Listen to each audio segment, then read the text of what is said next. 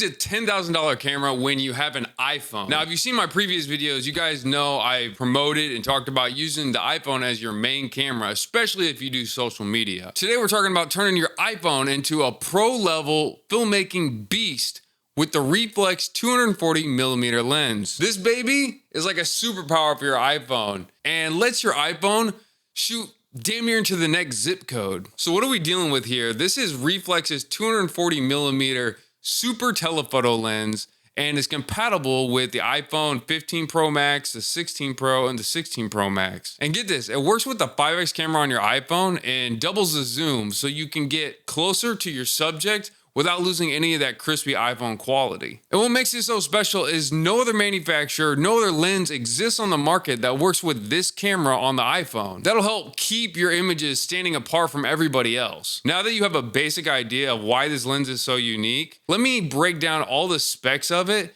and why you might want to upgrade to it. The results I got from this lens are stunning. And whether you want to film your kids' sports games, you want to shoot some wildlife, or even film your neighbor's a cat from across the street, no judgments here. This lens will give you high quality, stunning shots. And dude, we're talking about shooting images that people are like, wow, you shot that on your iPhone? For those of you that are tired of carrying around hella camera gear and feeling like you're going on like National Geographic, this thing is actually pocket sized. Unless your pockets are skinny jeans, I guess we'll just let that one slide. It's made from lanthanum glass, which eyepiece manufacturers, people like Pentax and Zeiss use it. So you know it's the real deal. This thing also has a magnetic step-up ring, so if you're outside and you need to shoot and reduce the sunlight, it's got you covered for that, which I did use it on some of my shoots. And whether you use this lens vertically or horizontally, it works for both formats. I mainly use it for vertical videos because it's so much easier to share on social media. And the focal distance on this lens is 3 to 5 meters. That's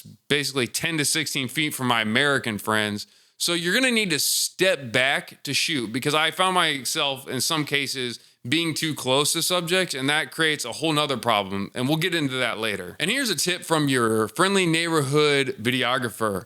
If you're gonna shoot with this lens, you're gonna need to be steady, so bring a tripod. You're gonna wanna put this thing on sticks because it's pretty shaky. You don't want your footage to look like you shot in an earthquake. Now, if you're a professional like me, I've been shooting for a long time, but you can shoot it handheld. It may be a little shaky, but you can throw it into your editor after you're done and add some post stabilization. And usually it does an amazing job, especially in DaVinci Resolve. Unless you're going for that Blair Witch effect, then by all means, shake away. And the last thing about the 240mm lens is that it has a 17mm thread. So you do need to have a case that has a 17mm threading. Once you have that, it is universal, as long as you got an iPhone 15 Pro or 16 Pro or 16 Pro Max. Or a Samsung S24 Ultra. It works on that as well. I also used this lens at a corn show this past weekend, and they actually almost didn't let me in. They looked at it and they had to go call their supervisor. But I did get in with it, which was a plus because I didn't know what I was gonna do if they actually kicked me out. Remember how I said this thing was magnetic? Well, you can get a 200 and 300mm macro add-on, which, watch this, it just essentially clips onto the front just like that. So it takes you from long range to short range in a snap. And what's great about these macro add-ons is you don't have to get super close to the subject like you would with a traditional macro add-on for your iPhone. You can actually be away probably about 20 to 30 centimeters depending on which macro add-on you use. So I use Saiyan Saga Vegeta and a Frankenstein Raphael action figures to showcase the differences between these two lenses. The 300mm lets me shoot from around 11 inches away, while the 200mm has me close up at about 8 inches. Both give you insane details that you'd never notice with the naked eye. The main two differences between the 200mm and 300mm is how the image shows up on the film. The 200mm is super close. It's the most magnified of the two. It really gets you super close to the subject, and you have to be closer to the subject. The 300mm gives you a little bit wider field of vision on a macro lens, and you can actually be further back. I prefer the 300mm look because I just preferred that one. That's just what I thought, but you guys can choose which one you like more.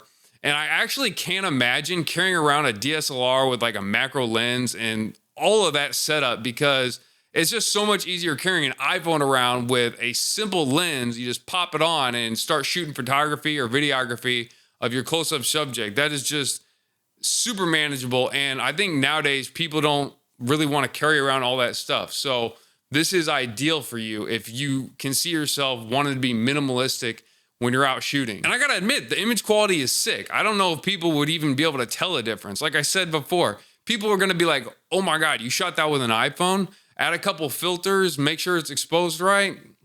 It's gonna be amazing. Now, I'm mainly a videographer, so they suggest you use the Blackmagic camera app or the Final Cut camera app or Filmic Pro if you guys have that. And if you're a professional, you're gonna wanna use these apps because you can change your shutter speed, you can change your ISO, change the white balance of your image. And you can even shoot in like ProRes or log in these apps as well. So the footage that I shot at the corn show, I shot most of that in ProRes, and I switched between log and I also switched to Rec 709. And you know, there's a difference, and ProRes obviously takes up a ton of file space.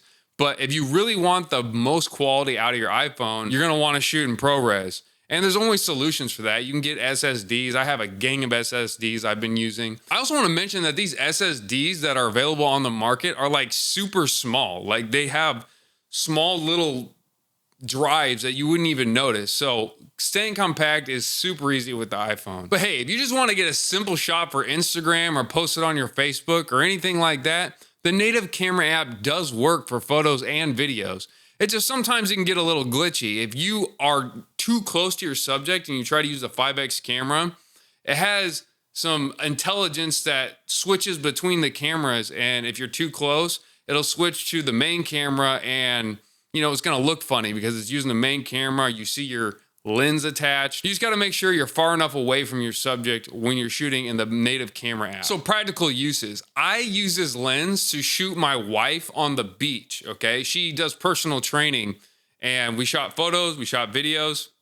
As soon as she posted it, bam, she started getting clients, getting inquiries, because it gives that cinematic look, gives you those professional photography photos, and people don't know any better. They're none the wiser. So if you can see yourself using this to get more clients or use it for your business and it makes your life easier, it's a no-brainer to use a lens like this. Now, I'm not saying you should ditch your pro gear, but if you ever thought you wanted to, now might be the time. Because for me, it's all about simplicity and being lightweight. I don't like having a bunch of bulky stuff and it being challenging to carry this stuff around. And what could be simpler than just a phone and a lens? If you've never tried a lens for your iPhone, this one will definitely give you dramatic results, and it could be the one for you. All right, guys, there we have it. The Reflex 240mm lens for your iPhone and Samsung S24 Ultra. If you guys want to check it out, I'm going to put the link in the description down below. And don't forget to subscribe to the channel. It helps out a bunch. You need to get in the algorithm, I'm telling you. Like this video, and I'm going to be dropping more gear reviews and tech reviews. So I appreciate you guys watching. Peace.